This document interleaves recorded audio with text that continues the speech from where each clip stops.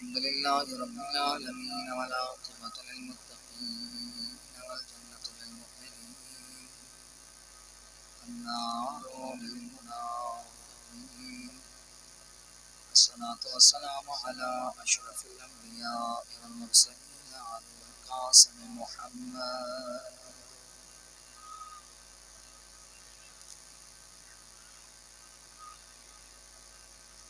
رب اشرح لي صدري ويسر لي أمري واحلل عقدة من لساني يفقهوا قولي.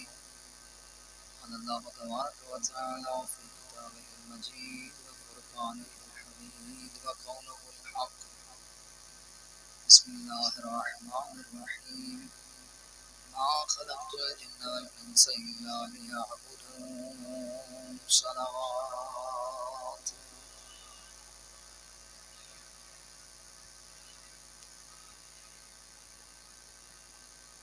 قال رسول الله صلى الله عليه وآله وسلم: من بكى أو أبكى أو تباكى وجبت له الجنة. صلوات.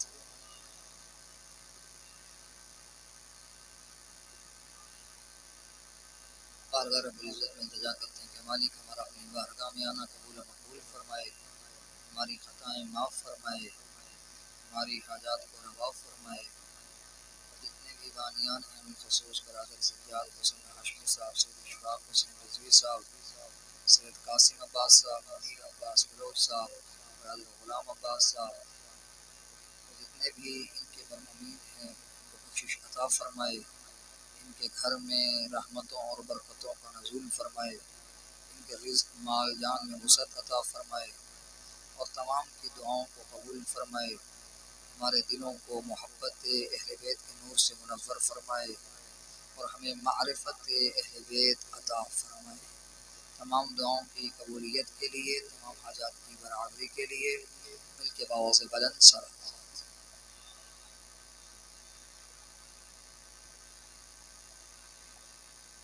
نعرہ تکبیر. سارے بندے خالق کا نام بلند ہے، اسی بلندی کے ساتھ جو بلندی پہ فائز تھا اس نے علی کو بلند بنایا. نعرہ تکبیر، نعرہ تکبیر، نعرہ رسالت، نعرہ رسالت، نعرہ حیدری، نعرہ حیدری، بآواز بلند صلوات.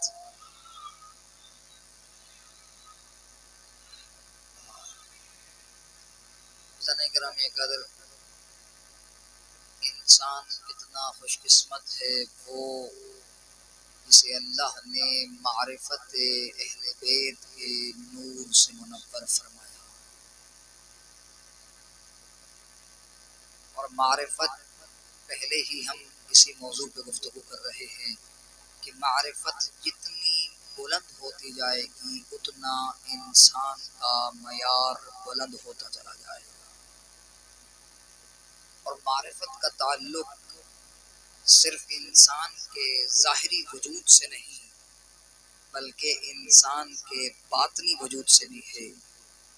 انسان جب اپنے ظاہری وجود کی معرفت حاصل کرتا ہے تو وہ دیکھتا ہے کہ میرے ظاہری وجود کے لیے مجھے لباس اچھا چاہیے، مجھے کھانا اچھا چاہیے، مجھے پہننا اچھا چاہیے، مجھے چلنا اچھے انداز سے چاہیے، مجھے گفتگو اچھے انداز سے کرنی چاہیے، مجھے اپنی پہچان دوسروں کے سامنے اچھے انداز سے کروانی چاہیے.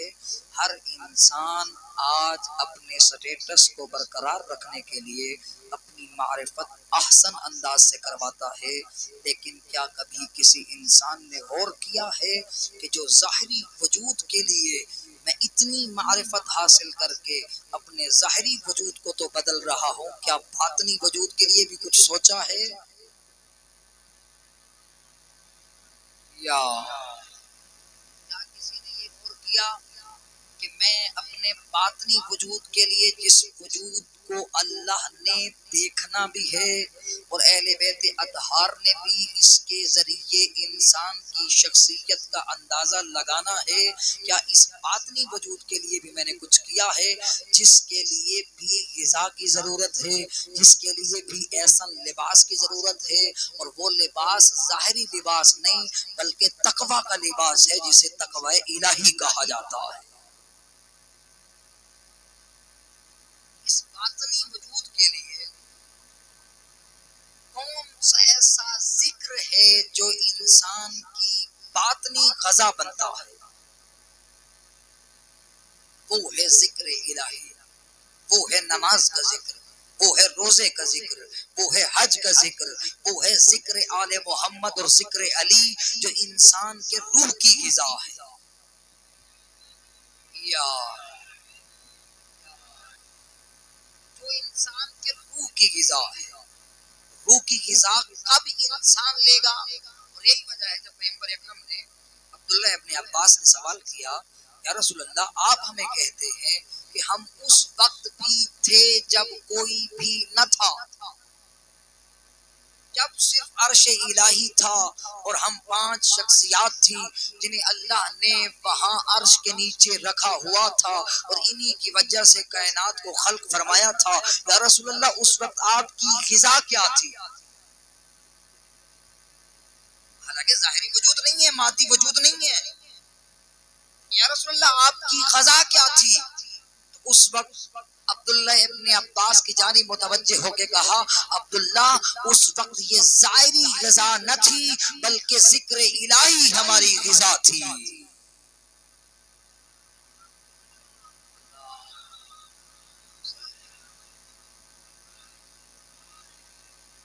اور یہی مقصد حسینی ہے کہ انسان کے اندر کے نفس کا تزکیہ کرنا، جس کے لیے اللہ نے آدم سے لے کر خاتم تک کے نبیوں کو بھیج کے بتایا کہ تم نے انسان کے صرف ظاہری وجود کو نہیں بدلنا بلکہ انسان کے نفس کو بدلنا ہے، جسے اللہ پسند کرتا ہے۔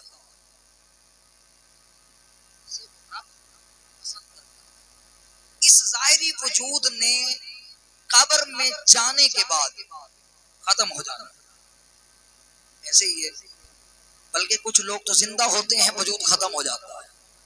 بڑھاپے کا عالم آتا ہے، انسان جوانی گزارنے کے بعد بڑھاپے کے عالم میں جاتا ہے تو اس کا یہ ظاہری وجود، جو ظاہری شان و شوکت ہے، جو حسن ہے، جو غرور ہے، جو تکبر ہے، وہ سب خاک میں ملنے کے لیے آمادہ ہو جاتا ہے۔ لیکن ایک ہی چیز ہے جو قبر میں بھی کام آتی ہے اور حشر میں بھی کام آتی ہے، وہ انسان کا باطنی وجود ہے، جو نازک خدا تقوی الہی ہے۔ یا اس ظاہری وجود کے لیے بندہ برانڈ کا کھانا کھائے گا، ایسے ہی ہوتا ہے نا، آج کل تو برانڈ ہی چل رہے ہیں۔ کوئی بندہ اچھی نسل کا کھانا کھائے گا، اچھے ہوٹل پہ جائے گا، اچھا پانی پیے گا، یقیناً آج پانی تو نیسلے کا ہو گیا ہے، بابا نیسلے سے تو کوئی نیچے آتا ہی نہیں ہے۔ جس کو اللہ نے دولت دی ہے وہ اپنی دولت اور شہرت کے ذریعے اپنے حسن اور جمال کو ظاہر کرتا ہے، لیکن یہی انسان اگر باطنی لحاظ سے پست ہے تو خالق کی آواز آتی ہے، تو قبر میں ابھی نہیں اترتا، خالق تڑپ کے کہتا ہے این این بدنک القدی، اے میرا بندہ بتا تو صحیح، کہاں گیا تیرا طاقتور جسم، کہاں گئی تیری جوانی، کہاں گیا تیرا وہ غرور جس پہ تو ناز کیا کرتا تھا؟ آج وہ نہ غرور ہے، نہ تکبر ہے، نہ حسن ہے، آج صرف تیرا تقوی الہی کام آنا ہے جو تو دنیا میں چھوڑ کے آیا۔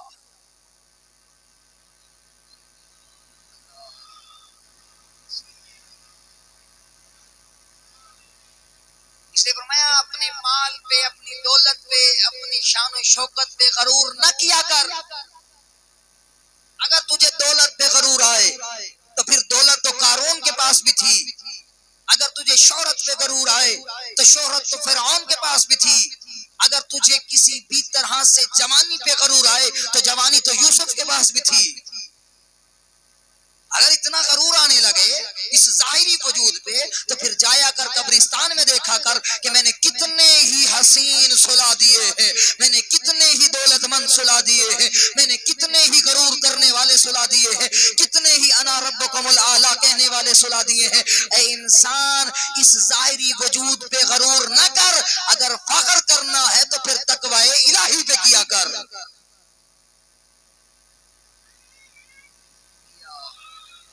اگر غرور کرنا ہے تو اس پہ کیا کر جو تیرے قلب کو تسکین عطا کرتا ہے، جو ذکر الہی کے ذریعے تیری روح کو معیاری بناتا ہے، جو ذکر الہی کے ذریعے تیرے اندر کو پاکیزہ کرتا ہے، جو ذکر الہی کے ذریعے ذکر مصطفیٰ اور ذکر مرتضیٰ کے ذریعے تیرے کردار کو بلند کرتا ہے، اور تیرا کردار جب بلند ہوتا ہے پھر تو لوگوں کا محتاج نہیں ہوتا بلکہ لوگ تیرے محتاج بن جاتے ہیں۔ یا پھر تو لوگوں کا محتاج نہیں ہوتا۔ آج کیا ہوتا ہے، ہم یہی کہتے ہیں کہ مجھے یہ بندہ سلام نہیں کرتا، یہ بندہ سلام نہیں کرتا، یہ بندہ سلام نہیں کرتا۔ دوسروں کے سلاموں کا محتاج نہ بن، اگر چاہتا ہے لوگ تیرے لیے محتاج بنے تو پھر اس رب کے سامنے جھکنا شروع کر دے، خالق پوری دنیا کو تیرے سامنے جھکانا شروع کر دے گا۔ کیا وجہ ہے؟ انسان دوسروں کے دروازے پہ جاتا ہے، اپنے آپ کو پست کر دیتا ہے، جبکہ اللہ فرماتا ہے اے میرا بندہ میں نے تجھے پست نہیں بنایا بلکہ تجھے ایسا معیاری بنایا ہے کہ لوگ تجھے جھکیں، تو کسی کے سامنے نہ جھک۔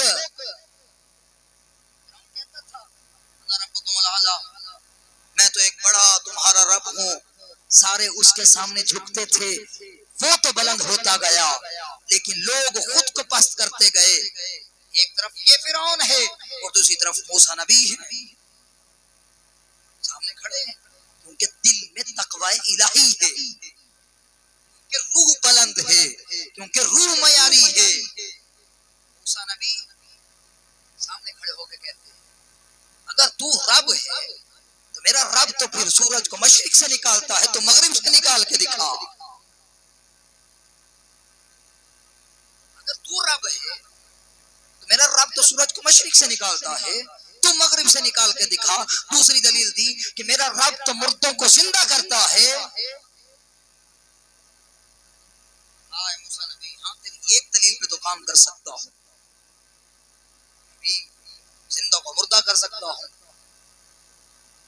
اچھا جی، اس نے دو قیدی منگوائے، دو قیدی منگوانے کے بعد ایک کو مار دیا ایک کو چھوڑ دیا، دونوں کو سزائے موت تھی۔ کہا دیکھ موسیٰ میں یہ بھی کر رہا ہوں، کہا اب اس طرح کر جسے مردہ کیا ہے اسے دوبارہ زندہ کر کے دکھا۔ یہ کیا تھی؟ ذکر الہی سے موسیٰ کا قلب ایسے معیار پہ پہنچ چکا تھا کہ دشمن کی آنکھوں میں آنکھیں ڈال کے بات کر کے کہتا تھا کہ اے دشمن خدا، میں دیکھ تو صحیح روح کے اتنے معیاری بلند مرتبے پہ فائز ہو تو دیکھ اپنی شکست کو تسلیم کرتا جا اور لوگ میری طرف پیروی کرتے جائیں گے۔ یا اللہ، کیا ہے اس کے لیے انسان کو معرفت بلند کرنا۔ جب معرفت بلند ہوگی تو پھر انسان دوسروں کے سامنے جھکنے کے لیے نہیں جائے گا۔ اور تھا یزیدی لشکر میں تھا، یزید کے سامنے جھک رہا تھا، لیکن ایک ہی لمحے میں حسین نے حر کو حر الدنیا فی الآخرہ بنا دیا۔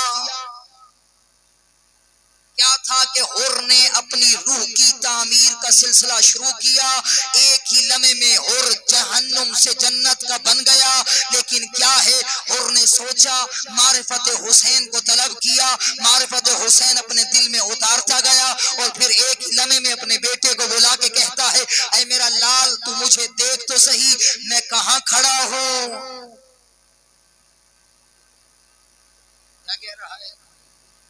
میرا لال مجھے دیکھ تو صحیح میں کہاں کھڑا ہوں۔ بیٹا بھی ایسا تھا جو کہنے لگا بابا تو فقط یہاں نہیں بلکہ جہنم کے دہانے پہ کھڑا۔ اب حر نے اپنی روح کو تعمیر کرنا شروع کیا۔ کیا ہے 9 محرم تک حر یزیدی لشکر میں تھا۔ 9 محرم کے بعد جب 10ویں کا دن آیا تو حر نے کہا میرا لال آج میری روح ایسے معیار پہ پہنچ چکی ہے کہ جس نے معرفت حسین کو اپنے قلب میں اتار لیا ہے۔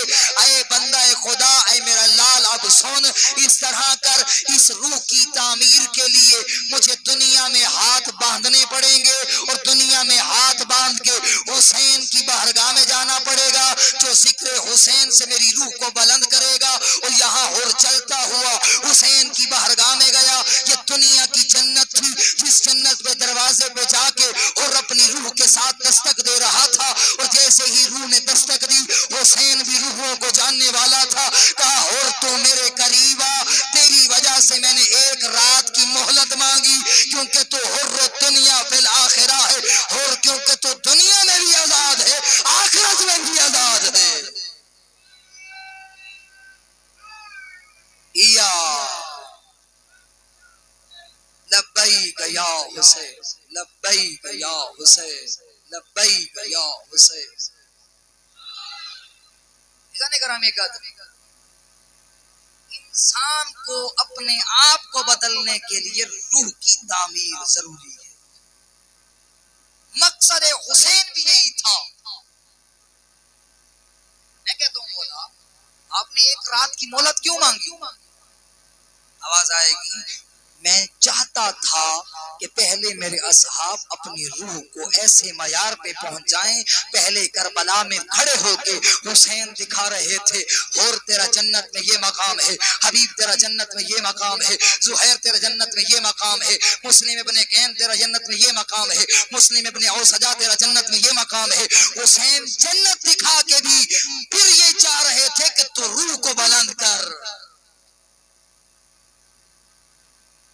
رات ہوئی, آدھی رات کے وقت کیا ہوا؟ حسین اپنے اصحاب کو کہتے ہیں اب تم ذکر الہی میں مصروف ہو جاؤ تاکہ تمہاری روح ایک معیار. یہی وجہ ہے کہ جب روح معیار پہ پہنچی تو وہ دوسروں کے سامنے نہیں جھکے بلکہ اللہ نے پورے شیعوں کو ان کے سامنے جھکا دیا ہے.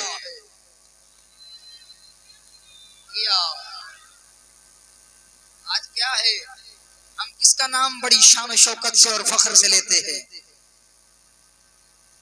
امام حسین کا. پھر امام حسین کے بعد کس کا لیتے ہیں؟ ہر ہر ہر کی آوازیں آتی ہیں, مسلم ابن اوسجا کی آوازیں آتی ہیں, مسلم ابن قیم کی آوازیں آتی ہیں, اور پھر حبیب کی آوازیں آتی ہیں. جبکہ حبیب ایک ہی لمحے میں گھر میں موجود تھا. حسین کا خط حبیب کی بارگاہ میں پہنچا. حبیب دیکھ کے کہتے ہیں میرا جانے کا دل نہیں کرتا, لیکن حبیب کی زوجہ کہتی ہے تو کیسے ممکن ہے کہ نواسۂ پیغمبر تجھے بلاتا رہے اور آج تیری روح اتنی آلودہ ہو چکی ہے کہ تو حسین کی آواز پہ لبیک نہیں کہتا. کبھی کبھی یہ جو مستورات ہوتی ہیں ان کے دل میں جو محبت حسین کا نور ہوتا ہے وہ اپنے مردوں کو کہتی ہیں کیا ہو گیا تیری روح کو کہ پہلے تیری روح بلند ہوتی تھی, آج جب غریب بلا رہا ہے تیری روح پست کیسے ہو گئی؟ وجہ کیا ہے؟ ہم تو اس جانب متوجہ نہیں ہوتے. لیکن فرماتے ہیں حبیب کی سوچا نے کہا حبیب اگر تو حسین کی نصرت کے لیے نہیں جاتا تو میری روح ابھی تک آلودہ نہیں ہوئی. میں خود اپنے سر پہ چادر رکھ کے حسین کی نصرت کے لیے جاؤں گی. اگر تو نہیں جاتا تو نہ جا. فرماتے ہیں اسی وقت حبیب نے اپنی تلوار کو نیام سے بلند کر کے کہا کہ تو نے میری روح کو ایسے معیار پہ پہنچا دیا ہے. پہلے میری معرفت شاید شیطان کی وجہ سے کم ہو رہی تھی, لیکن تیرا شکر ادا کرتا ہوں کیونکہ تو نے میری روح کی تعمیر بلند کی ہے.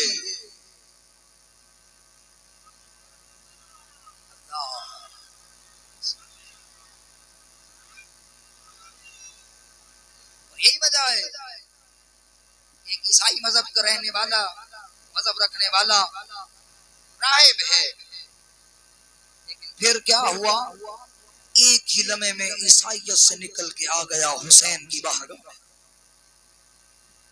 اتنا حسین ہے. صلوات پڑھ لیجیے مجھ کے باؤ.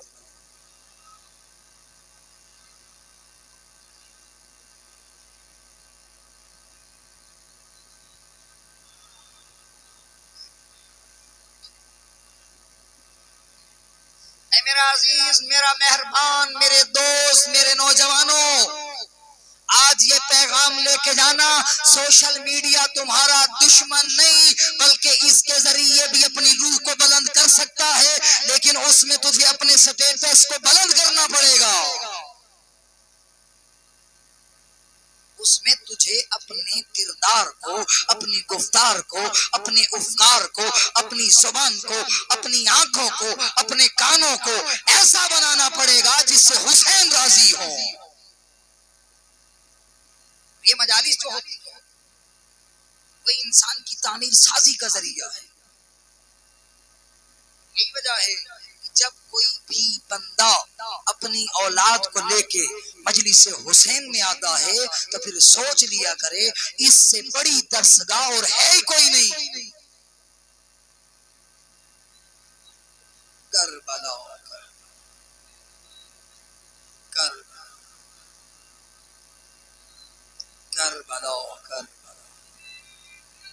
یا تو ایسا نہیں کرا میں کہتا.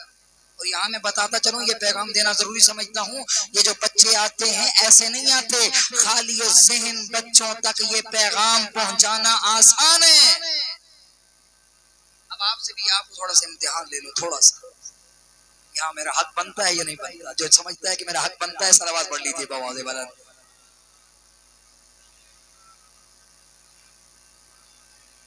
ہمارے ہم مکتب بھائی ہیں جو لاہور کے رہنے والے ہیں، ان کا نام ہے علامہ مودودی.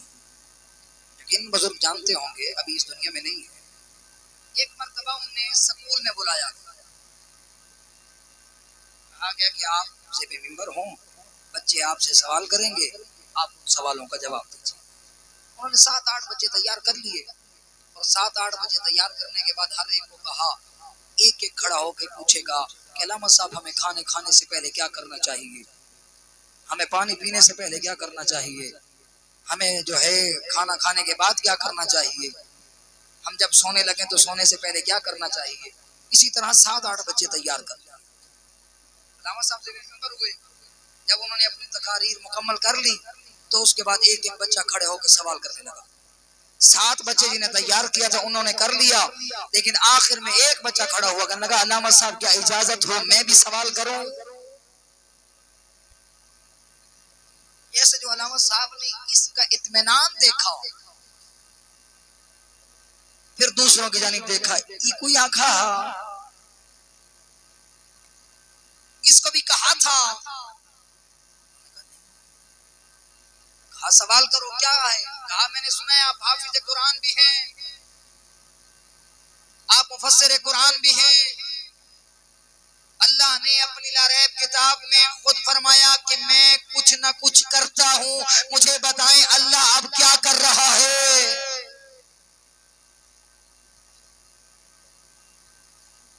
اب جب یہ سوال ہوا علامہ صاحب پہلے تو مطمئن بیٹھے تھے، لیکن اب تھوڑا سا بات سچی ہے لیکن یہاں کرنے کی نہیں ہے. علامہ صاحب ہو گئے بھائی کیا ہوا، یہ اس نے کیسا سوال کر دیا. پھر دیکھ کے کہا بتاؤ یہ کس کا بچہ ہے، کیا کوئی شیعوں کا بچہ تو نہیں. تو پتا چل گیا سوال جب معیاری ہو تو روح معیار پہ پہنچ جاتی ہے.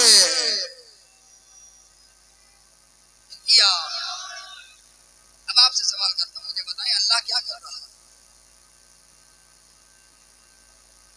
ہاں دیکھیں اب ہر بندے کو پتا ہے لیکن وہ سوچنے لگے. پورے 5 منٹ لگ گئے. علامہ صاحب نے اپنا پورا دماغ قرآن پہ لگایا، گھماتے رہے اور گھماتے رہے، لیکن بعد میں کہنے لگے بچہ بتا کیا سوال صحیح ہے.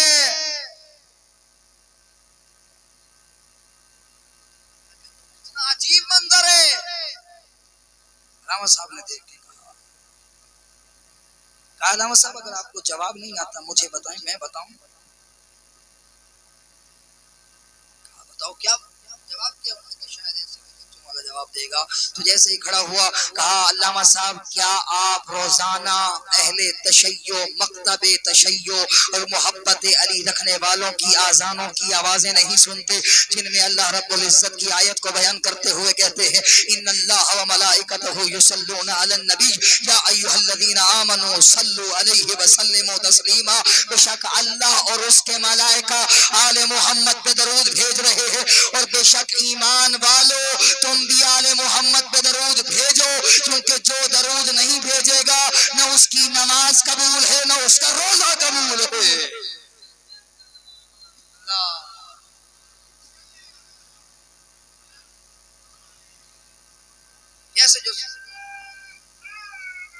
یا جیسے یہ سوال آیا، علامہ صاحب ان 7 بچوں نے سوال کیا، میں 3 کے نام پہ 3 سوال کروں گا، تو بندہ اس جملے تک پہنچا ہے، میں 3 کے نام پہ 3 سوال کروں گا لیکن ہوں گے قرآن میں سے۔ اب آپ سے دوسرا سوال بھی اسی طرح پوچھ رہا ہوں، پہلا تو آسان تھا، علامہ مودودی صاحب سے سوال کیا، مودودی صاحب کہنے لگے کہ شاید کوئی سوال تبدیل ہو جائے، شاید کوئی سوال تبدیل ہو جائے گا۔ کہا علامہ صاحب مجھے بتائیں اللہ اب کیا کر رہا ہے؟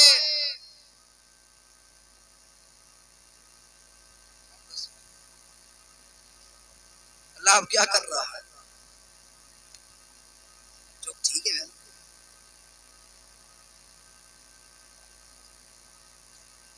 اب دیکھیے گا جواب کیا ہے، سنیے گے۔ فرماتے ہیں جیسے جو کہا حضرت علامہ مودودی صاحب نے اپنا سر جھکایا، کہنے لگے حالی تب پہلے سوال سے پھنسے پیاسے، اس نے سوال بھی نہیں دہرایا،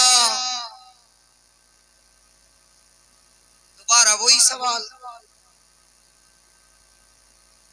اب جب علامہ صاحب سوچنے لگے، کہنے لگے اب جواب دے، لیکن کہتے ہیں اگر نہ دے سکا تو بات ساری عزت میں دی۔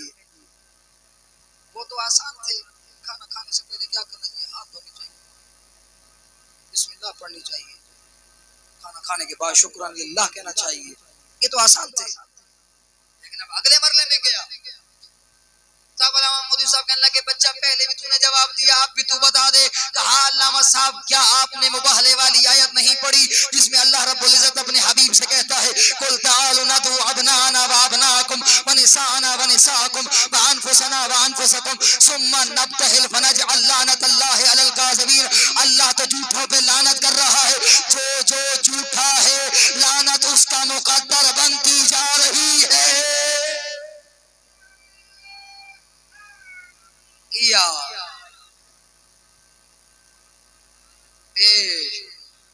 اللہ جھوٹوں پہ لعنت کر رہا ہے۔ کہا تیسرا سوال، ان کا سوال بدلنا چاہیے، بہت بڑا بندہ پریشان ہو جاتا ہے، سوال ایک ہو لیکن علی کی عظمت پہ قربان جاؤ، علی بھی وہی امام ہے، سوال بدلتے رہتے تھے لیکن جواب ایک نہیں ہوتا تھا۔ ہاں یہ میں عرض کرتا چلو مولا علی کا یہ ایک بندہ آیا مسجد نبوی میں، علی ممبر پہ موجود ہے، کہنے لگا کہ یا علی مجھے بتائیں علم کیا ہے؟ کہا علم دلیری ہے اور جہالت بزدلی ہے۔ دوسرا بندہ آیا، اس نے کہا یا علی علم کیا ہے؟ علی مولا نے کہا علم نور ہے، جہالت تاریکی ہے۔ تیسرا بندہ آیا، کہنے لگا یا علی کیا علم کیا ہے؟ کہا علم شجاعت ہے اور یہ ہے جہالت بزدلی ہے۔ تو جیسے ہی کہنے لگا سارے آ کے جواب دیتے رہے، علی کا جواب مختلف ہوتا رہا، سوال ایک رہا۔ تو ایک بندے نے پوچھا یا علی آپ نے سوال تو ایک تھا جواب مختلف دیے، تو علی مولا مسکرا کے کہتے ہیں اگر علی آج بھی بیٹھا رہے تا قیامت لوگ آتے رہے علی سے علم کے بارے میں سوال کرتے رہے، سوال ایک رہے گا، علی کا جواب مختلف ہوتا جائے گا۔ یا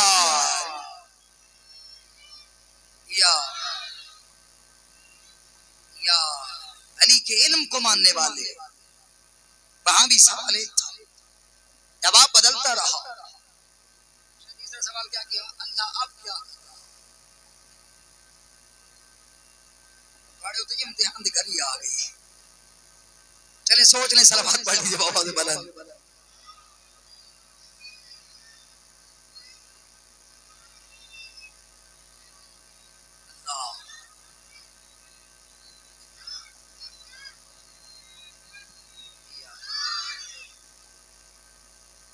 تیسرا سوال کیا اللہ اب کیا کر رہا؟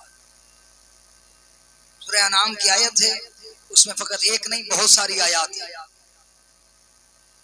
اب یہاں علامہ صاحب کبھی ادھر دیکھتے ہیں، کبھی ادھر دیکھتے ہیں، کبھی ان کو دیکھتے ہیں جنہوں نے بلایا تھا۔ علامہ صاحب کا کیا قصور ہے؟ جن بیچاروں نے بلایا وہ تو جانتے تھے آپ مفسر قرآن ہیں، لیکن آئے ذرا دیکھے تو صحیح، بابا قرآن بھی دیکھتا ہے کس کے دل میں علی ہے، اگر دل میں علی ہو تو قرآن دل میں اترتا ہے، وگرنہ گلے میں اٹک کے رہ جاتا ہے۔ دیکھنا میری جانب، ایک کہتی ہے بیٹا میرا ہے، دوسری کہتی ہے بیٹا میرا ہے، تو دونوں میں لڑائی ہوئی اور کہنے لگے کہ اب کیا کرے، یہ پریشان تھا لیکن سلیمان بڑا مطمئن تھا۔ سلیمان چلتا ہوا وہاں آیا جہاں مشکل کشا علی بیٹھا تھا، علی کو آ کے کہا یا علی اگر آپ آج دربار میں نہ گئے تو دربار میں بڑے لوگ پریشان ہو جائیں گے۔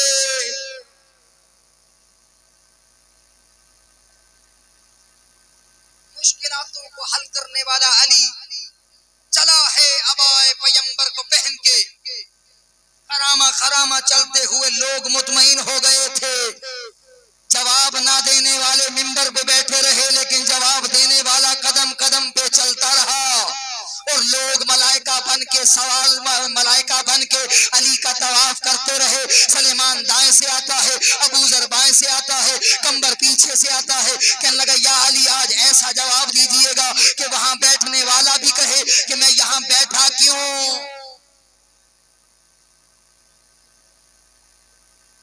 سمجھ آندی پئی ہے، بیٹھا کیوں؟ علی خرامہ خرامہ چلتے مدینہ کی مسجد میں وارد ہوئے۔ اب وہ بھی کہنے لگا مشکل کشا حل کرنے والا آ گیا ہے۔ جب مشکل کشا کو مشکل کشا مانتا تھا تو پھر یہاں بیٹھنے کا حق کس نے دیا تھا؟ اب آ گیا وہ لمحہ، علی آئے، آپ کا کیا مسئلہ ہے؟ ایک کہتی ہے بیٹا میرا ہے، دوسری کہتی ہے بیٹا میرا ہے۔ علی دیکھ کے کہتے ہیں کیا اب بھی تم اپنا جواب نہیں بدلو گی؟ کل سمجھ آئیے جی، علی مولا نے کیا کہا؟ اب جب مشکل کشا آ گیا ہے کیا اب بھی تم اپنا جواب نہ بدلو گی؟ سارے اپنے ڈٹے رہے۔ ان کو یہ تو نہیں معرفت تھی، معرفت تو اس وقت ہوتی ہے جب روح بلند ہوتی ہے۔ علی مولا نے دیکھا اس طرح کرو سلیمان یہ مانتی نہیں ہے، مدینے کی مستورات بلاؤ، سارے مستورات کا ہجوم ہوا۔ اب علی نے کہا دونوں کے دودھ لے لو اور دونوں میں شیشیوں میں اکٹھا کرو، ان دونوں کا وزن کرو، جس کا وزن زیادہ ہوگا بیٹا اس کا ہوگا، جس کا وزن کم ہوگا اس کا جو ہے بیٹی ہوگی۔ یہ دونوں مطمئن ہو کے چلی گئیں، لیکن دربار میں بیٹھے سارے پریشان۔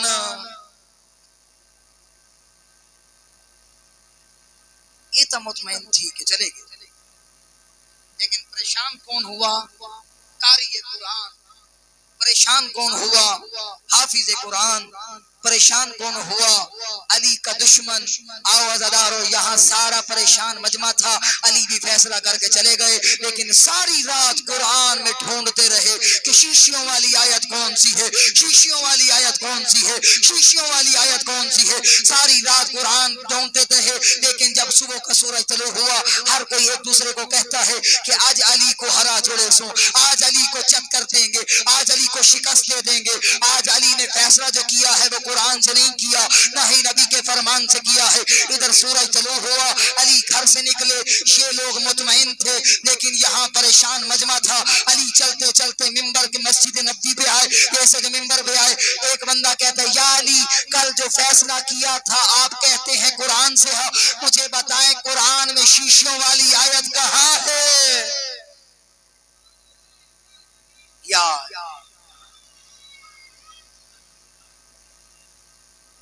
قرآن بات کہاں ہے؟ شیشوں والی آیت کہاں ہے؟ اب علی مطمئن ہو کے کہتے ہیں کیا تو نے نہیں پڑھا کہ مذکر کا حصہ مؤنث سے دگنا ہوتا ہے؟ کیا قرآن میں تم نے نہیں پڑھا کہ مذکر کا حصہ مؤنث سے دگنا ہوتا ہے؟ جب حصہ دگنا ہوا تو وزن بھی تو زیادہ ہونا چاہیے تھا۔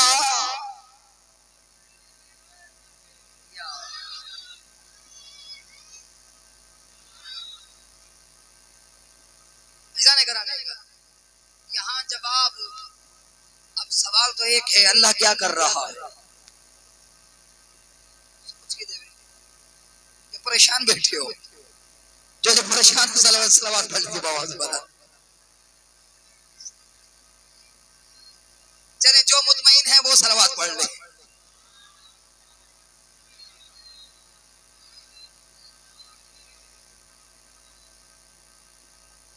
اب یہاں یہ ہوا کہ اس وقت جیسے جو حضرت علامہ مودودی نے کہا بچہ کیوں پریشان کرتا ہے، تیرا تیسرا سوال ختم ہو گیا ہے.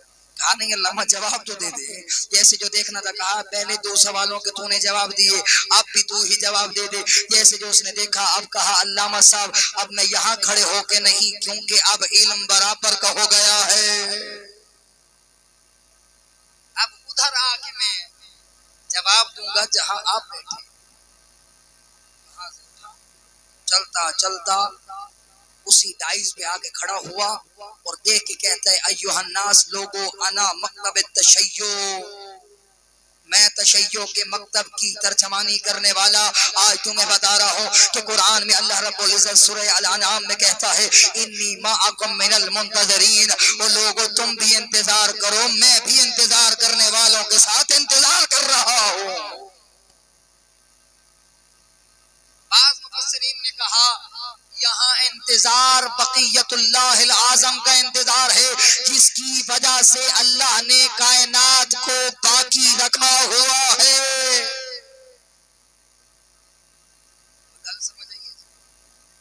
وجہ کیا ہے؟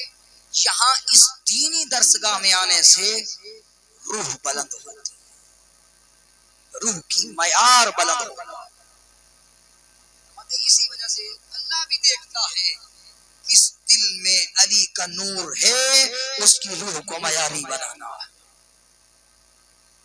یہ کب ہوتا ہے؟ جب معرفت بلند ہوتی ہے تو انسان کا کردار بلند ہوتا ہے. جب کردار بلند ہوتا ہے تو اس وقت انسان کی گفتار بلند ہوتی ہے. جب گفتار بلند ہوتی ہے تو اس وقت انسان کی نگاہ بلند ہوتی ہے. اور یہی وجہ ہے کہ جب انسان کے اندر روح بلند ہوتی ہے تو انسان بھی عین اللہ بن جاتا ہے. اپنے آپ کو تبدیل کرنے کے لیے معرفت بلند کیجیے. ہمیشہ مجالس میں معرفت کے اوپر اس قدر بحث ہو کہ کسی جوان کو یونیورسٹی میں جا کے اپنا ایمان بگاڑنے کی ضرورت نہیں، بلکہ ان کا بھی ایمان درست کرنے پہ مجبور کر دے. یا گرامی کا ہر نوجوان کا حق بنتا ہے. آج اس منبر سے بیٹھ کے پوری دنیا کو پیغام دینا چاہتا ہوں، جتنے بھی مکتب تشیع سے تعلق رکھنے والے ہیں، بابا اپنی معرفت بلند کر اپنے مکتب کے حوالے سے، تاکہ کوئی بھی یزیدی تیرے مکتب پہ حملہ کرنا چاہے تو اس حملے کا دفاع بھی کرے، دوبارہ حملہ کر کے اس کے دل میں علی کی ولایت بھی اتارے.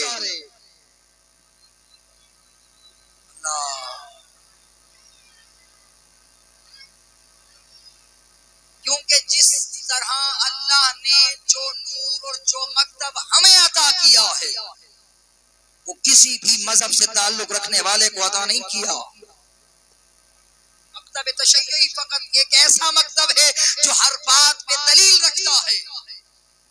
آپ پوری دنیا کے مکاتب فکر اٹھا کے دیکھ لیجئے، پوری دنیا کے مکاتب فکر ایک پلڑے پہ ہوں، لیکن مکتب تشیع مکتب علی ایک پلڑے میں ہوگا. جو بندہ بھی بات کرے گا اسے جواب بھی دے گا اور دلیل بھی دے گا.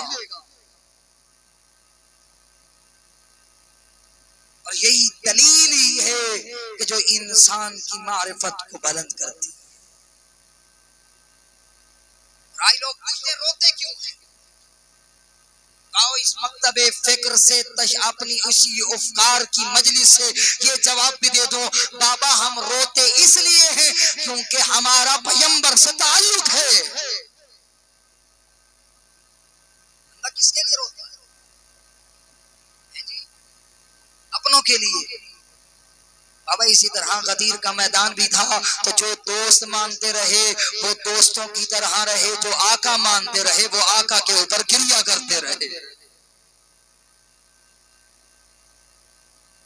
تو آئیے اپنے آپ کو آمادہ کیجیے. رونے کے لیے کسی کا محتاج نہ بن. آئندہ کے جو دن آ رہے ہیں وہ کسی رونے کے محتاج نہیں ہیں، کسی پڑھنے والے کے محتاج نہیں ہیں، بلکہ تیری نگاہ پانی پہ پڑھے تو آنکھوں سے آنسو جاری ہو جائے.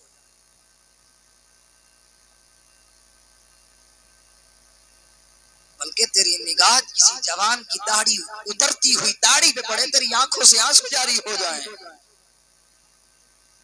تیرا تو یقین ہے وہ بی بی آتی ہے جس کا ایک ہاتھ پسلیوں پہ ہوتا ہے، دوسرے ہاتھ میں رومال لیا ہوتا ہے، عزاداروں کے درمیان بیٹھ جاتی ہے اور پھر ہر عزادار کی آنکھ سے گرتا آنسو صاف کر کے کہتی ہے اے عزادار تیرے آنسو رائے گاہ نہیں جاتے، بلکہ زہرا انہی آنسوں کو لے کے جا کے اپنے حسین کی قبر میں جاتی ہے اور پھر اسے حسین کے زخموں پہ لگاتی ہے.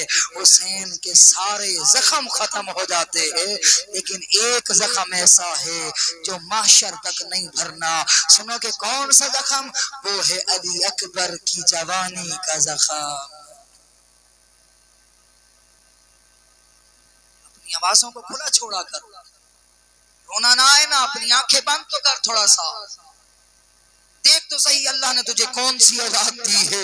اگر 4 سال کی بچی دی ہے تو پھر سکینہ کے لگنے والے تماچوں پہ یاد کر کے گریا کر. جتنے بزرگ بیٹھے انہیں کہوں گا آنکھیں بند کرو، پھر دیکھو آنکھوں کے سامنے اپنا جوان لے کے آ. جتنے جوان بیٹھے ہیں اگر چھوٹی اولاد والے ہیں آنکھیں بند کر کے اپنا جوان، اپنا نادان، اپنی بیٹی، اپنے گھر والے ذرا سوچ تو صحیح. یہی سلوک اگر میری اولاد کے ساتھ ہوتا تو آج میرا جگر کٹ رہا ہوتا. تیرا تعلق اگر حسین سے ہے پھر کسی پڑھنے والے کا محتاج نہ بنا کر رات کو سر بستر پہ رکھا کر ادھر سے تو دیکھا کر کہ تیری اولاد کو کوئی اگر تماچا مارے تو سارا سال ساری زندگی نہیں بولتا، لیکن پوچھ اس زہرا کے لال کے جگر سے وہ جس نے اپنا اکبر اٹھایا اسی حالت میں کہ سینے میں برچھی لگی ہوئی ہے. اجرکم اللہ. میرا دل چاہتا ہے حسین کے یتیم قاسم کا وہ مرثیہ پڑھوں جو شہزادہ قاسم نے غربت کی حالت میں بین بلند کیا.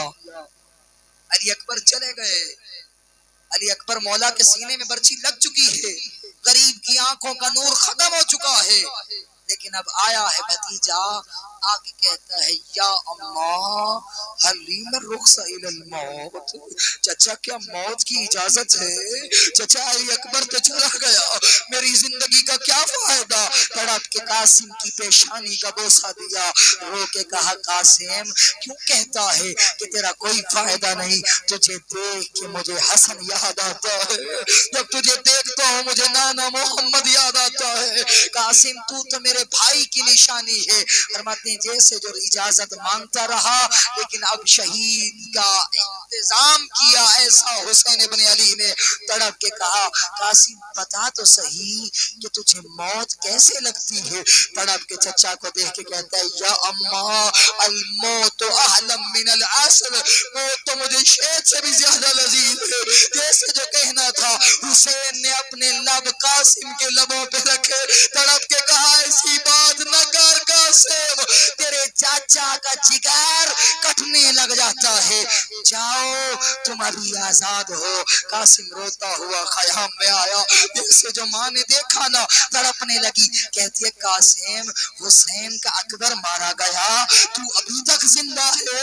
روتے ہوئے ماں کے قدموں سے لپٹ گیا، کہتے ہیں اماں کافی دیر سے چچا کے پاس جا کے چچا سے اجازت مانگتا رہا، اماں چچا اجازت نہیں دیتے. ماں چلی ہے قاسم کو لے کے. ایسی مائیں کربلا میں وقت ملتی ہے جو لے کے آ رہی ہے اپنے بیٹے کو حسین پہ قربان کرنے کے لیے آئی ہے، کہتی ہے اے حسین مولا کیا میرے قاسم سے آپ کو محبت نہیں ہے؟ کہا محبت ہے تو اسی وجہ سے نہیں بھیجنا چاہتا. کہا اے مولا حسین لیکن ماں چاہتی ہے جس طرح اکبر قربان ہوا ہے میں بھی اپنے قاسم کو قربانی کے لیے بھیجوں.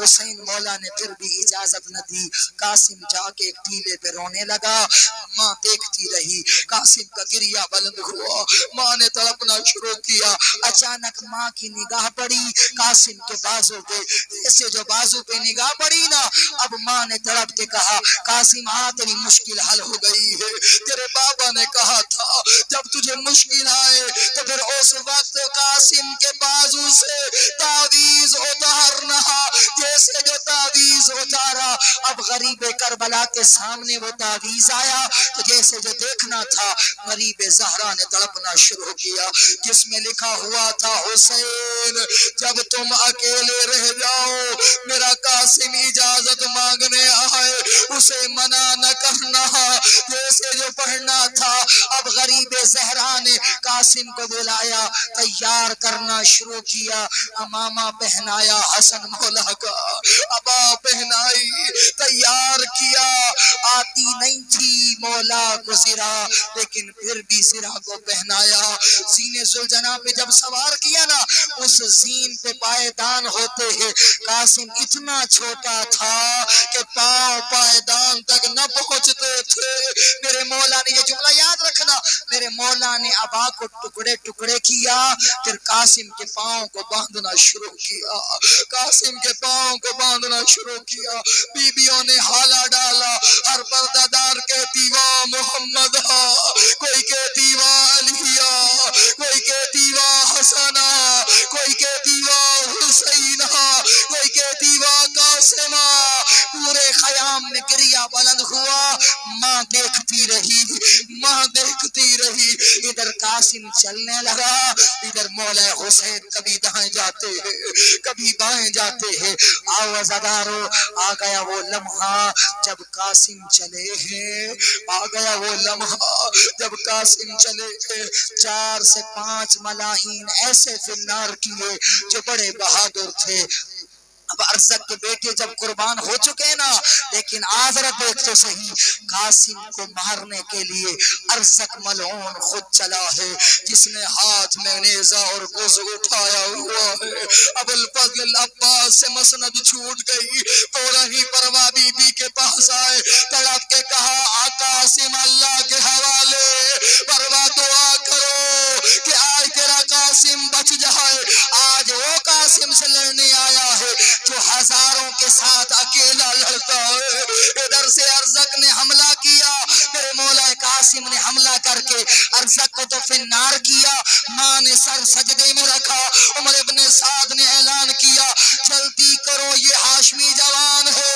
اکیلا نہیں اتارا جائے گا، سارے مل کے حملہ کرو، آوازدارو سارے مل کے حملہ کرنے لگے، ایک ملعون نے کہا قاسم تو جنگ کر رہا ہے، پیچھے مڑ کے دیکھ، خیام کو آگ لگ چکی ہے، جیسے جو قاسم مولا پیچھے مڑے، ایک لعین نے گوز مارا، اب قاسم زین پہ سنبھل نہ سکے، کوئی جوان بھی گرنے لگا، کسی نے مولا حسین کو ایسے نہیں بلایا جیسے قاسم نے بلایا، کہا السلام علیکہ یا اماں ادرکنی الیہ ادر منی، او چچا میری مدد کو آؤ، جیسے جو مدد کی آواز سنی، اب غریب زہرا نے تڑپنا شروع کیا، فوراً ہی چلے ہیں، لیکن حسین کے جانے سے پہلے قاسم کی زین لٹک چکی تھی، ذوالجناح مقتل میں لشکر یزیدی کی جانب جا چکا، اب فرماتے ایک جملہ ایسا ملتا ہے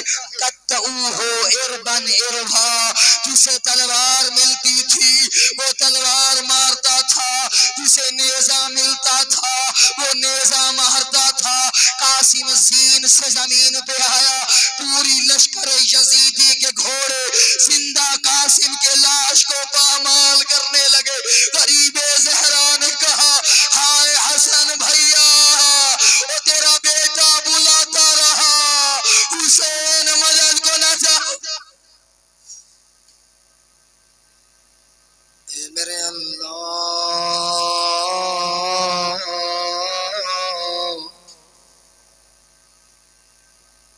میں نہیں جانتا کون سا مومن کون سی حاجت لے کے آیا ہے،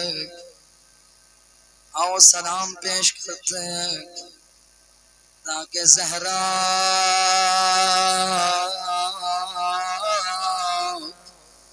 قبروں میں آ کے کہے تمہارے بیٹے نے سلام کیا تھا. زہرا سلام کا جواب دینے آئی. السلام علیکم یا ابا عبداللہ. اے کربلا کا غریب ہمارا سلام. تو قاسم کی مدد کرنے تو گیا لیکن جب قاسم کے لاشے پہ پہنچا کیا دیکھتا ہے سینے کی ہڈیاں پشت سے جا ملی.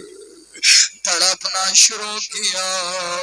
قاسم کا رخسار اٹھایا رو رو کے کہا چچا قربان تھا تو مدد کے لیے بلاتا رہا تیرا چچا نہیں پہنچ سکا.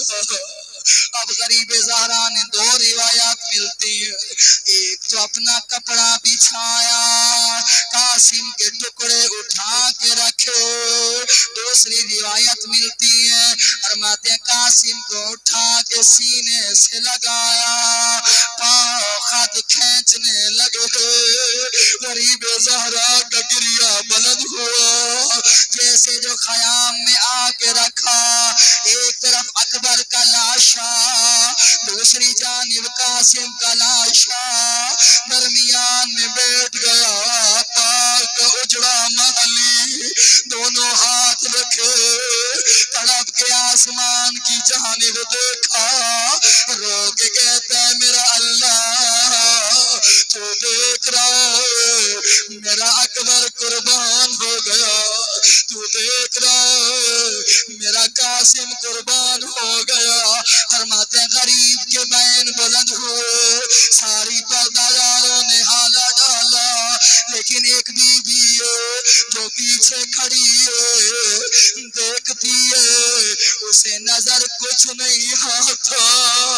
بی بی زینب نے پوچھا اے قاسم کی ماں کہا جب سے سنا کہ میرا قاسم نہیں بچا وہ مجھے نظر کچھ نہیں آ رہا جیسے جو چاک جاتی ہے قاسم کے لاشوں پہ لے جایا گیا.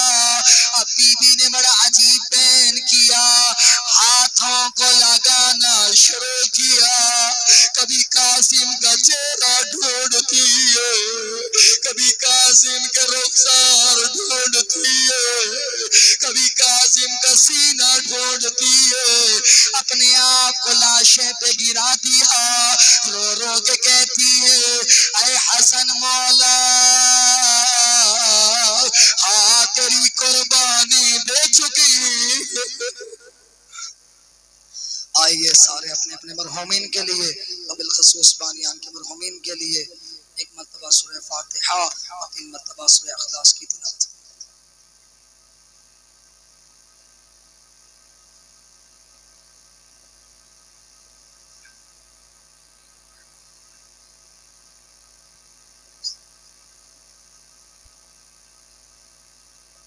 بسم اللہ.